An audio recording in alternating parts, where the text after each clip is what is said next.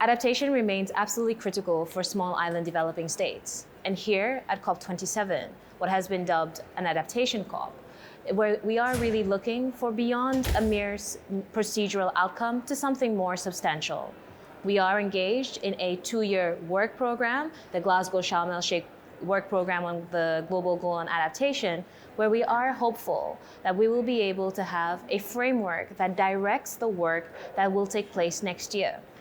With more intent, with more purpose to guide our work next year, we are hopeful that we will have a substantive outcome when it comes to the global goal on adaptation in UAE at COP28. In terms of something else that has been of some concern as it relates to adaptation, is of course the fact that when it comes to the national adaptation plans, which are absolutely critical for small island developing states, both in terms of planning, implementing, and monitoring and evaluating, we are not getting the support that we require to really have the means of implementation. And here I'm talking about finance, capacity building, and technology transfer to realize that planning, implementation, and monitoring and evaluation.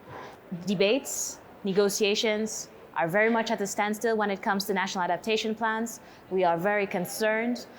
We do think there needs a push, and we are even equally concerned with the fact that we're seeing the same reluctance and resistance when it comes to the gender action plans. Women and vulnerable communities, when it comes to adaptation, are also a focus group, a target group that we need to think about, we need to support.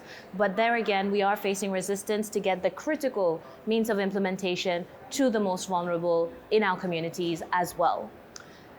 These remain concerns, but still we are hopeful with ministerial pressure, with the political pressure, with very skilled negotiators, we should be able to land something substantive on the global goal on adaptation and something more than just an appreciation of the NAPS process and of the gender action plans to be able to really deliver on those plans.